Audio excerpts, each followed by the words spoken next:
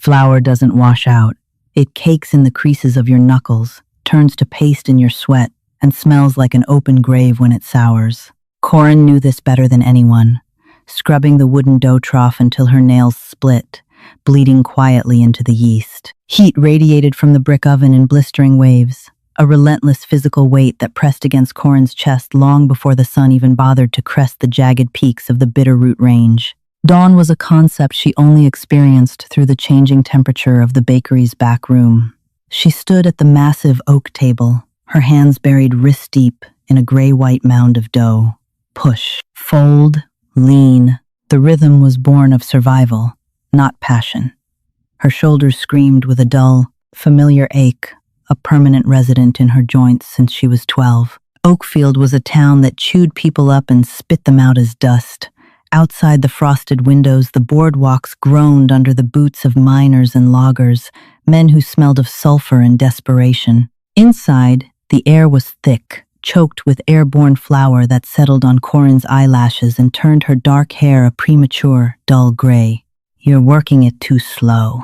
The voice crashed through the heavy air, followed by the heavy, dragging footsteps of Horace, her father. He emerged from the narrow hallway leading to his sleeping quarters, scratching his chest through a stained thermal shirt. The smell of last night's rot-gut whiskey rolled off him, mingling sickeningly with the sweet scent of baking yeast. "It's stiff this morning," Corin said, her voice gravelly, keeping her eyes pinned to the table. The draft from the window. The dough seized up. Horace didn't care about drafts. He cared about the copper coins dropped on the front counter. He crossed the room, his shadow falling over her workstation. Without a word of warning, his thick, calloused hand lashed out, clipping the back of her head. It wasn't a closed fist. He saved those for when the doors were locked, but it was enough to knock her forward. Her chin struck the edge of the flour bin. A sharp bite of pain flared in her jaw. "Don't give me weather reports, girl. Give me bread." Corin didn't cry. Tears were water, and water messed up the hydration of the dough. She just swallowed the metallic taste of blood pooling against her bottom teeth, righted herself, and pushed harder into the sticky mass. Fold, lean, turn. By noon, the bakery was a stifling cage. The front bell chimed incessantly. Corin moved like an automaton, wrapping loaves in brown paper, taking sweaty coins from the unwashed hands of transient men. She rarely looked at their faces. They were just coats and hands. Then, the bell didn't so much chime as it was violently shoved aside. The door opened, letting in a savage blast of December wind that swept the loose flour off the counter into a swirling vortex. Corin shivered, looking up. He filled the doorway. He didn't wear the canvas dusters or the woolen coats of the townsfolk. He wore the mountains. Thick, raw hides, scraped leather hardened by bear grease. He had a heavy, dark beard, but it wasn't the unkempt tangle of a drunkard. It was trimmed close to the jawline, pragmatic. His eyes, catching the dim light of the lantern above the register, were the color of slate. Hard, unreadable. He stepped inside, and the floorboards, which usually shrieked under Horace's weight, barely registered his presence. He moved with a terrifying, liquid silence. The overwhelming stench of stale beer and sweat in the shop was instantly cut by the sharp, piercing odor of pine resin, wood smoke, and wet earth. He stopped at the counter. He didn't browse. He pointed a thick finger, missing half the nail, at the dense rounds of hardtack and rye behind the glass. 6 of the rye, 10 pounds of the tack. His voice was a low rumble, feeling more like a vibration in Corin's boots than sound in her ears. Corin scrambled to grab the heavy sacks. She hauled the hardtack onto the counter. "That'll be $3.40, she said, her voice shaking slightly, furious at herself for the weakness. The man reached into a deep leather pouch at his belt. As he did, Horace emerged from the back, wiping his greasy hands on his apron. He took one look at the mountain man and his eyes narrowed, calculating. "Make it $4, Horace said smoothly, stepping up to the counter and pushing Corin aside with his hip. "Winter premium, rise hard to get." Corin froze. It was a lie. The mountain man paused. He didn't look at Horace. He kept his slate eyes fixed on Corin, seeing the way her shoulders hitched, the way she subtly shrank away from her father's proximity. He saw the fresh red welt forming along her jawline where she'd hit the bin. The silence stretched, thick and dangerous. The mountain man didn't argue. He didn't pull a knife. He simply pulled 4 silver dollars from his pouch, setting them down on the wood with a heavy, definitive clack. "Keep it dry," he said, addressing Corin directly, completely ignoring Horace. He took his sacks and turned. The door slammed shut behind him, leaving the bakery feeling suffocatingly small again. Corin stared at the frosted glass, watching his dark shape dissolve into the snow flurry. "Stupid savage," Horace muttered, scooping the silver into his pocket. "Get back to the ovens, girl. That dough ain't gonna bake itself." Bruises blossomed on Corin like dark flowers in winter. 2 days after the mountain man came to town, the real cold snapped. The kind of cold that froze the water in the wash basin overnight and made the iron hinges of the oven doors burn cold against the skin. It also brought bad luck. Horace had spent the previous evening at the Silver Dollar Saloon. He returned hours before dawn, stumbling through the back door, smelling of vomit and cheap perfume. Corin was already up, sifting flour. She knew the look in his bloodshot eyes. It was panic. He slumped heavily into a wooden chair, running a trembling hand over his face. "Briggs called the marker," he rasped, staring at the floor. Corin stopped sifting. The wooden sieve went still in her flour-caked hands. Briggs owned the Silver Dollar. He also owned half the men in Oakfield through predatory loans and rigged card tables. He was a vile, sweating man who looked at Corin with eyes that made her skin crawl. "How much?" she asked, her voice hollow. 400. Horace looked up, and for a second, she thought she saw regret. It vanished, replaced by the cornered rat viciousness she knew all too well. "I don't have it. The flour supplier cut me off yesterday. We're broke, Corin. I can bake more. We can extend the hours." "It ain't enough!" Horace slammed his fist on the table, a cloud of white dust exploding upward. "He wants it by Friday, or he takes the shop." He paused, his breathing ragged. He said he'd take the debt out and trade. "He runs girls upstairs at the saloon. He said you could work it off." The silence that followed was absolute. The fire in the oven crackled, a mocking, cheerful sound against the crushing weight of the words. Corin didn't scream. She didn't cry. A strange glacial numbness washed over her. She looked at her father, this pathetic, sweaty lump of a man who had worked her to the bone her entire life, and realized he had already agreed to it. He was just figuring out how to tell her. "I'm going to draw water," Corin said softly. She set the sieve down. She walked past him, ignoring his stammering excuses, pulled her thin woolen shawl over her shoulders, and stepped out the back door into the freezing alleyway. The cold hit her like a physical blow. She walked to the communal pump, her boots breaking the icy crust of the mud. She grabbed the iron handle, pumping it violently.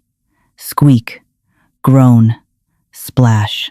The water hit the wooden bucket, freezing almost instantly at the edges. She kept pumping until the bucket overflowed, the freezing water splashing onto her skirts, soaking through to her shins. She didn't care. The physical pain of the freezing water was grounding. She leaned her forehead against the rusted iron of the pump, her breath pluming in white clouds. She couldn't run. She had no money, no horse, no winter gear. If she walked into the woods, she'd freeze to death in a night. If she stayed, she belonged to Briggs. A sharp scrape of metal against leather broke her spiral. Corin turned her head. 30 yards away, next to the general store's livery, the mountain man was cinching a saddle onto a massive, scarred mule. He was packing up, leaving. He stopped what he was doing and looked at her. He didn't offer a polite nod. He just stared, assessing. Corin wiped her nose with the back of her wrist, leaving a streak of wet flour across her cheek. She picked up the heavy bucket, the wire handle biting into her raw palms, and began to walk back. She meant to ignore him. She meant to keep her head down. But as she passed the livery fence, her boot caught on a frozen rut. She stumbled hard, spilling half the freezing water down her own leg. A ragged, ugly sob tore from her throat before she could stop it.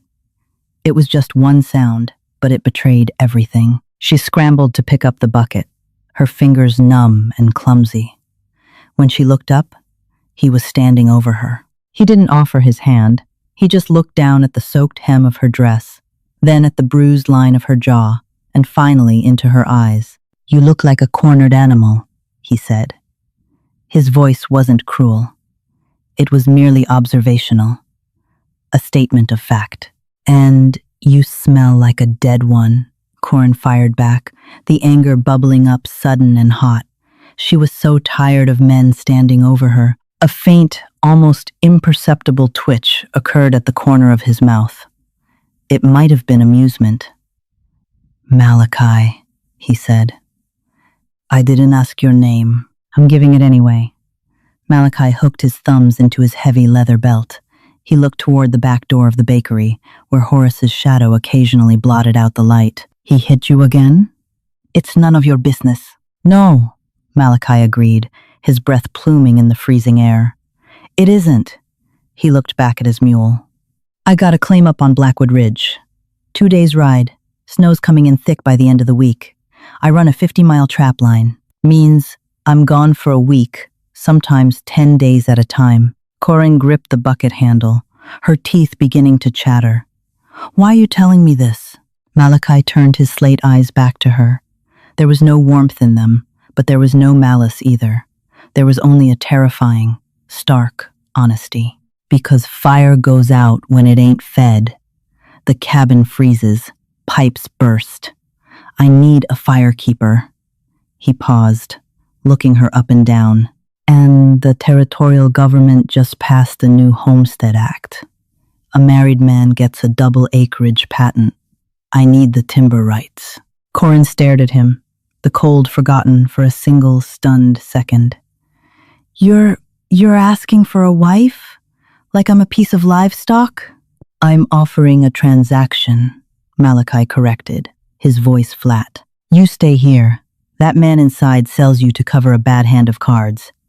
I saw Briggs talking to him at the saloon. It's the way the wind is blowing. You come with me, you keep the hearth warm, you sign a paper at the land office." He took a step closer. He was a giant of a man, blocking out the pale winter sun. "I don't drink.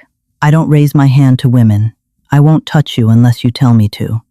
And you'll have food that ain't made of dust." Corin swallowed hard. The wind howled through the alley, biting at her wet skirts. She looked at the bakery door. The thought of the heat inside made her nauseous. The thought of Briggs's wet lips made her want to die. She looked at Malachi. He wasn't a savior. He wasn't a knight. He was a harsh, feral thing born of the mountains, seeking an arrangement of convenience. He didn't love her. He barely knew her. "I don't know anything about the woods," she whispered, her voice cracking. "I didn't ask if you could track a elk," Malachi said. "I asked if you could put wood in a stove." Corin looked down at her hands, chapped, blistered, caked in flour. She was a baker's daughter. Her life was measured in cups of yeast and ounces of silver. She looked back up, her jaw set, her eyes hard. "What's the price?" Horace didn't put up a fight. He put up a price tag. When Corin walked back into the bakery with Malachi filling the doorframe behind her, the smell of yeast was instantly overpowered by the scent of the wild. Horace turned from the ovens, a wooden paddle in his hands, his face flushing red with indignation that quickly melted into profound, coward's terror when he saw the size of the man standing behind his daughter. "What is this?" Horace demanded, though his voice lacked its usual thunder. "I'm leaving," Corin said. Her voice didn't shake. It surprised her. She untied the stained, heavy canvas apron from her waist and let it drop to the flour-covered floor. It hit with a dull thud, raising a small cloud of white dust. A surrender flag in the dirt. "The hell you are!" Horace barked, taking a half-step forward. "You belong here. You have debts to pay." Malachi stepped around Corin. He didn't draw the heavy revolver strapped to his thigh, nor did he unshoulder his rifle. He simply walked to the counter, reached into his heavy coat, and pulled out a leather pouch. He untied the rawhide string and upended it over the glass display case. 5 solid chunks of raw, unrefined gold hit the glass. They were heavy, misshapen, and dull, but their weight made the glass creak. "That's 1.5 ounces," Malachi stated, his voice a low, terrifying rumble that brooked no argument. puts her debt to you and your debt to the saloon to rest. If Briggs asks, you tell him her accounts are closed." Horace stared at the gold. His mouth opened, but no words came out. His hands twitched. Greed warred with the loss of his free labor, but the gold, it was right there. Tangible. He reached out, his greasy fingers snatching the nuggets off the glass like a starving dog snapping up meat. "Pack your things," Malachi said, looking down at Corin. He didn't ask, he instructed. Corin didn't look at her father as she walked down the narrow hallway to her closet-sized room. She had nothing. 2 faded dresses, a heavy wool sweater moth-eaten at the elbows, a worn pair of boots, and a tortoiseshell comb that had belonged to her mother. She rolled them into a canvas sack, her hands moving with frantic, mechanical speed. She felt detached, hovering somewhere above her own body. She had just been bought, traded like a sack of premium winter rye.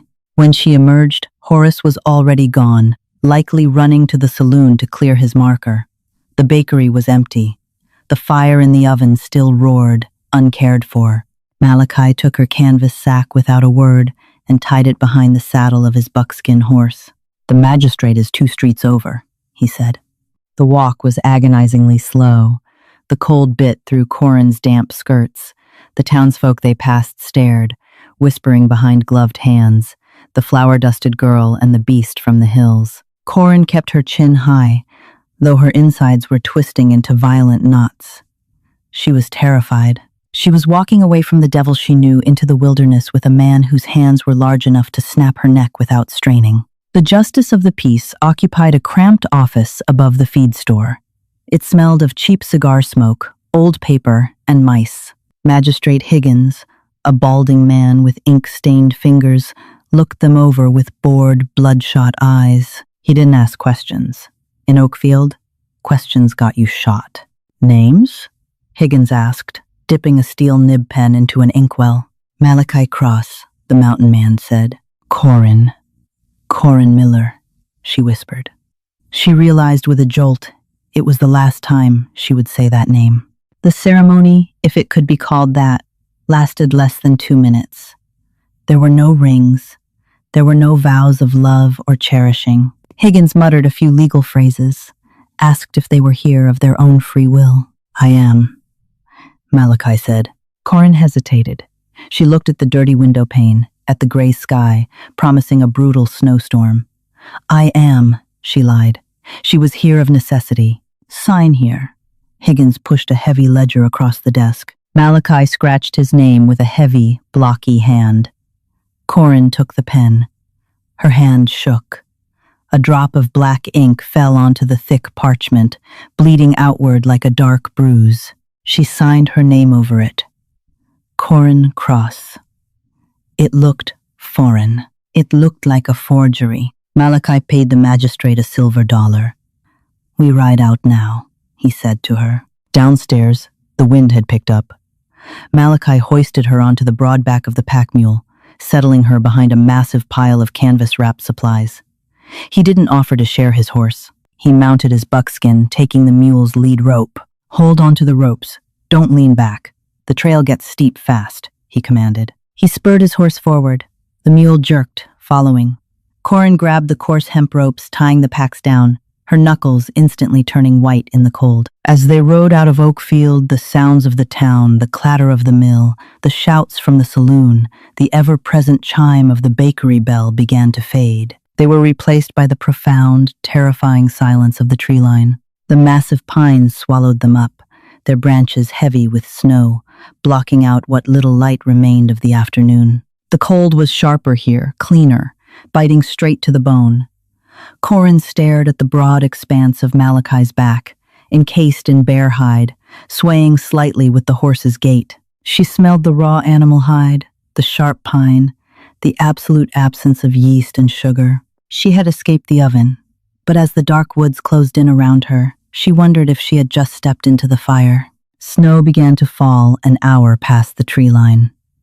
It didn't drift down in gentle, picturesque flakes. It drove sideways, hard and particulate, stinging Corin's exposed cheeks like thrown sand. The trail wasn't a trail. It was a suggestion of a path, carved out by elk and erosion, winding perilously upward through dense stands of lodgepole pine and jagged granite outcroppings. The mules swayed with a sickening, rhythmic lurch. Corin clung to the frozen hemp ropes, tying down the canvas packs until her fingers lost all feeling. Her thighs, unaccustomed to riding, screamed with a deep, tearing ache that radiated into her lower back. Malachi did not look back. He rode point, his broad shoulders cutting a path through the wind. He navigated the treacherous incline with a terrifying, thoughtless instinct, guiding his buckskin around ice-slicked roots and hidden sinkholes. Silence here wasn't empty. It was heavy. It was the creak of saddle leather, the sharp snap of frozen branches breaking under hooves, the ragged, wet breathing of the animals. In Oakfield, silence only meant Horace was sleeping off a binge. Here, silence meant the mountain was deciding whether to kill you. By dusk, the cold had moved past pain and settled into a